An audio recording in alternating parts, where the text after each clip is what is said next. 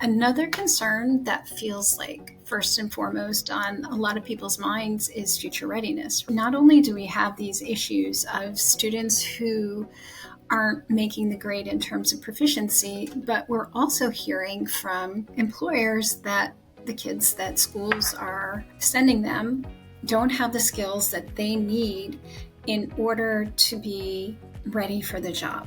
Right? So they lack skills in communication, collaboration, critical thinking. That really does beg the question, is what we're doing working? Too many of our students are not proficient, and students don't have a sense of how it applies. So the question becomes, are there alternatives?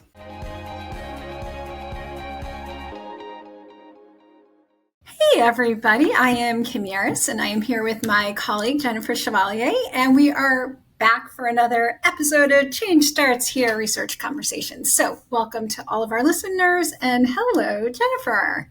Hey Kim, great to see you again. Good to see you.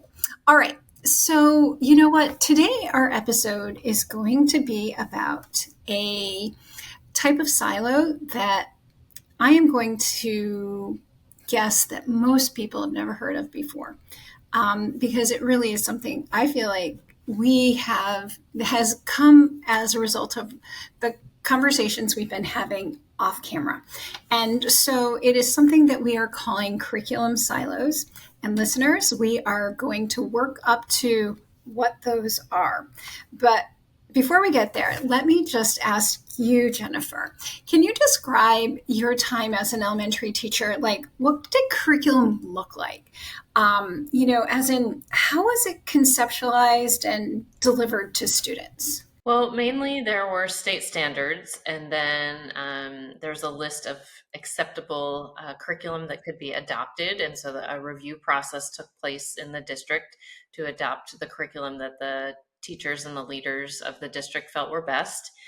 So they were organized around the standards, and instruction was really kind of segmented, right? So math was one block of the day, reading would be another block of the day, along those lines. How about you in middle school, Kim? Yeah, so I feel like it was very similar to that, right? So we had periods, and each period was a chunk of the day, and during that period, I was delivering standards-based curriculum. And when I say standards-based curriculum, it's students in this grade are expected to learn this skill by the end of the year, or by the, with each lesson. So, and, we had X amount of time every day to work towards these standardized skills. So, my question, or I should say our question, is, has this been working? We've been doing, this goes back my entire career. Would you say fair enough that it went back your entire career too? Absolutely. So the question is this serving students? I think from a data perspective and talking to students and educators and families, it does not seem to be effective. We're all giving as much effort as possible. And still we have about a third of our students being proficient in reading and math. And I know that's not what anyone wants. And it seems like what we're doing just isn't working, and we need to explore a new approach here. And to that, I will also add that another concern that feels like first and foremost on a lot of people's minds is future readiness, right? So not only do we have these issues of students who aren't making the grade in terms of proficiency, but we're also hearing from employers that the kids that schools are sending them don't have the skills that they need in order to be ready for the job, right? So they lack skills in communication, collaboration, critical thinking. That really does beg the question, right? Is what we're doing working? And I feel like as a classroom teacher, I never question that approach. Like, it just seemed like the way to go. And so this is where the idea of a curriculum silo enters into the picture. So this is something you and I have been talking about, Jennifer. Do you want to define for our audience what this is? Sure. I think this is something that's really unique to the field of education, right? We know that silos exist in all kinds of organizations, but curriculum silos are really causing a fragmentation of how information is given to students, right? So they get little nuggets of information during different time periods, but when we have this approach, really the interrelatedness and complexity of information is not hitting the students. They're getting more surface level knowledge, and they're generally not having the ability to apply what they're learning in that integrated way through a real world approach. And so curriculum silos are the like segmentation, and we're pushing back against that, I think, in this episode, right, Kim? Yeah. So, you saying that takes me right back to my time in the classroom where kids would say, why do we have to learn this? Right? They oftentimes did not see the relevance of the learning of the things that they were being taught. And so I think we are putting out there this idea of curriculum silos, right? And the silo is, how does it apply to that real world learning? So we've been having this very strict kind of almost standards driven approach. But yet we have this issue that too many of our students are not proficient, and students don't have a sense of how it applies. So the question becomes, are there alternatives? I definitely think there are. This is going to push some people out of their comfort zone, but I think a lot of us from the field could say that there are always too many standards to cover in any one year to do it with any kind of depth, right? And so we're obligated to teach all standards as professionals. So we often just tear through a bunch of informational type of standards, but that doesn't give us the opportunity to create these meaningful learning experiences where students really get to go deep and practice these future readiness skills that we are seeing in the headlines over and over. I heard you mention that earlier, Kim. And I mean, it's every few days I see a headline about how ill-equipped the students are when they are graduating and heading off into the workforce. And so what if we anchored the whole school day around these workforce readiness skills and then integrated the content area information through the application of different projects that are meaningful, relevant, and engaging? Okay, you saying that is taking me back to my days when I was a junior in high school and I was an exchange student in Belgium. Cool. And when I went, yeah, so I was there for the year, and my year started at something called hotel school. Wait, So my hotel school. Hotel school. And hotel school is exactly as it sounds. It was a whole entire school dedicated to preparing students to work in the tourist industry, Gotcha. the travel industry. And so while they were there, there was a big emphasis on learning languages, on communication. You know, one of my strongest memories was was in a cooking class, and I learned the chef's way of chopping an onion. So, when it comes to that question of future readiness, right? So those students were being led with the vision for what their future was going to be. And the curriculum followed what the vision of the skills that they would need in order to be able to thrive in this industry. And so that's all the learning that was happening there. Wow, well, that is a true life skill that I have not mastered. I would love for you to teach me how to chop an onion correctly, because I'm always like gushing tears and all the pieces are different sizes. But what I really heard in your example beyond that is relevance, right?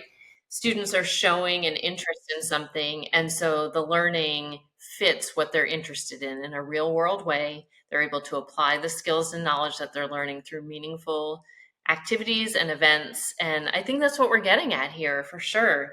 I can remember one year teaching. There were three of us in different grade levels, and we each had a different content specialization. And we decided to try something, even though we were across different grade levels, where we created a project around a river that was contaminated in our area. And it was super relevant to kids, right? Because we live here in Florida and water is everything. Everybody's out on the water all the time, and the toxicity levels in the river would get too high for it to be safe for all of us to use. So it's definitely something that's relevant to the students. We integrated all of the content areas together across the grade levels. And so it gave an opportunity for fifth graders to practice things they learned back in third grade. It gave opportunities for third graders to be mentored and taught by fifth graders. And, we had everything. Obviously, science standards were core to this, right? Because we're learning about ecosystems and water quality and, what influences the quality of water. Then we had math where the students were analyzing data from the scientists because they would do readings every day and they would be charting and graphing it. So that was really interesting to them, trying to figure out why it went up and down over the days. You could imagine, as someone who's from the literacy world, how literacy may have connected there, right? Lots of reading about it, nonfiction, even fiction about different students that have risen up in their communities and made a change to help students learn that they can advocate for things that are important to them. And this integrated approach, even though it was some more work up front, and it sounds a lot like project-based learning, which that's nothing new. What was new about this is it allowed us teachers to really focus on those future readiness skills, the collaboration, the conflict resolution, the learning how to speak in front of other people or communicate information correctly, be adaptable when things weren't working the way they had planned. And it was so powerful for me as an educator because I felt like I was really equipping the students for life, not just to be able to do a couple skills and memorize some information. So, what you just described, in addition to like hitting upon all of those super important executive functions, which feel like so critically important when we talk about that future readiness, like if students were doing a lot of that and we were leading with that, I feel like those those skills would be so rock solid. But the other thing that I heard in what you were saying was motivation. Like if I was a kid in your class, I'd be like, oh, I want to go to school because I want to do this. Did you experience that at all? We did, because we worked across three different classrooms. We just left the classrooms open and they were hitting all the subject areas through the project. So we really let them organize their time, which gave them a lot of empowerment, right? They felt like they had control over what they were learning. If they felt like doing something related to math in the morning, then they could, but another group may have chosen to do some reading during that time. And so it gave them a voice in their learning experience. And one of the coolest outcomes is we were hearing from parents like crazy that students were going home evenings and weekends and asking to work on the project when they weren't at school. And that is not a common experience for families, unfortunately. But what if it could be? What if kids were so energized about their learning all the time that it just spilled into out of school time? So, what you just said right there, I feel like is cuts to the core of every educator. That is what we all dream of, right? Like that's it. And I think that kids are naturally wired that way.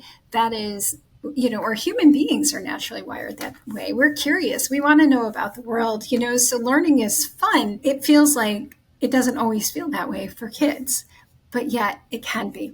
And so break a curriculum silo or breaking a curriculum silo is about rethinking the way in which we approach our curriculum so that we can make it more engaging and more relevant for students. And it feels like leading with these future readiness skills is one way that we could do that. Absolutely. And I just want to point out this has to start at the systems level, right? Because educators don't have the latitude all Mhm. the time to really create these types of experiences for students, again, because of the demands of all the standards they're required to cover, the curriculum that they're supposed to follow. Usually there's a district pacing guide. And so this has to start at the top. We have to reimagine everything from the systems level to allow our educators and our students to thrive. Any last thoughts before we wrap it up, Kim? No, I feel like we've covered it. Okay, awesome. Well, thanks so much for joining us for this episode. During our next episode, we will have a special guest on, Amy Dittmar, an assistant superintendent who is dabbling in some of this work, creating those future readiness experiences for students. And I'm super excited to hear from her. So please make sure to join us for that and like and subscribe to Change Starts Here so you know when that episode drops.